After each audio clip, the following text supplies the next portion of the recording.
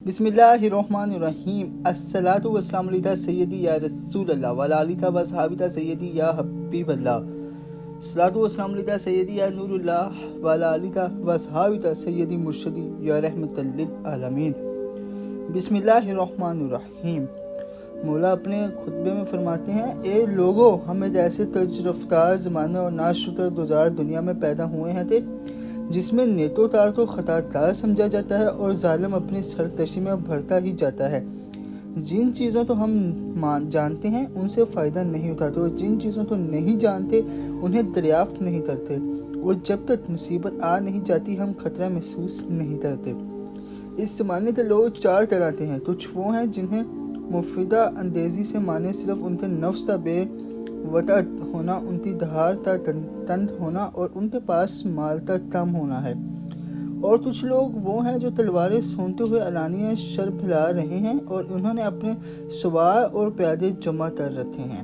صرف کچھ مال بٹورنے یا کسی دستے کی قیادت کرنے یا منبر پر بلند ہونے کے لیے انہوں نے اپنے نفسوں کو وقف کر دیا ہے اور دین کو تباہ و برباد کر ڈالا ہے۔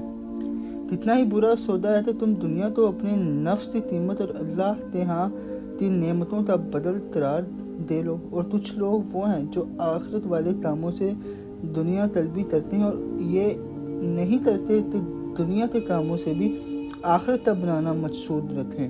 یہ اپنے اوپر بڑا سکون و تاری رکھتے ہیں، آہستہ آہستہ قدم اٹھاتے ہیں اور دامنوں کو اوپر کی طرف سمیٹتے رہتے ہیں، اور اپنے نفسوں کو اس طرح سنوار لیتے ہیں کہ لوگ انہیں امین سمجھ لیں۔ یہ لوگ اللہ کی پردہ پوشی سے فائدہ اٹھا کر اس کا گناہ کرتے ہیں، اور کچھ لوگ وہ ہیں جنہیں ان کے نفسوں کی کمزوری اور ساز و سامان کی نافرمانی ملک گیری کے لیے اٹھانے نہیں دیتی۔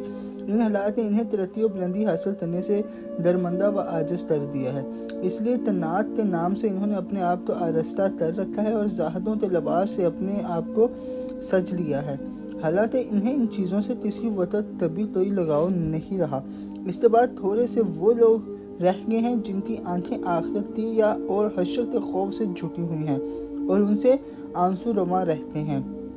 ان میں کچھ تو وہ ہیں جو دنیا والوں سے الگ تھلگ تنہائی میں پڑے ہیں، اور کچھ خوف و ہراس کے عالم میں ذلتیں سہ رہے ہیں، اور بعض نے اس طرح چپ سادہ لی ہے کہ گویا ان کے منہ باندھ دیے گئے ہیں۔ کچھ خلوص سے دعائیں مانگ رہے ہیں، کچھ غم زدہ و دررسیدہ ہیں جنہیں خوف نے گمنامی کے گوشے میں بٹھا دیا ہے اور خشکیدگی و درماندگی ان پر چھائی ہوئی ہے۔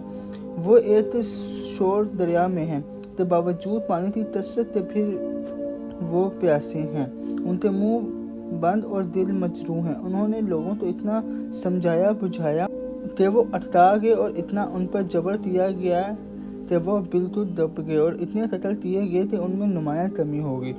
اس دنیا تو تمہاری نظروں میں تیتر کے چھلکوں اور ان کے ریزوں سے بھی زیادہ حقیر و پست ہونا چاہیے، اور اپنے قبل کے لوگوں سے تم عبرت حاصل کر لو، اس سے قبل کہ تمہارے حالات سے بعد والے عبرت حاصل کریں، اور اس دنیا کی برائی محسوس کرتے ہوئے اس سے قطع تعلق کرو، اس لیے کہ اس نے آخر میں ایسوں سے قطع تعلق کر لیا جو تم سے زیادہ استوالا و شیدا تھے۔ میری دل سے دعا اللہ اپنے پیارے رسول پیارے حبیب حضور سرکار رحمت للعالمین و خاتم النبیین، اللہ اپنے پیارے رسول پیارے حبیب حضور کے صدقے ہم پر اپنا فضل اور اپنا کرم فرمائے۔ تاج تارے ختم نبوت زندہ باد، پاکستان پائندہ باد۔ اللہ حافظ۔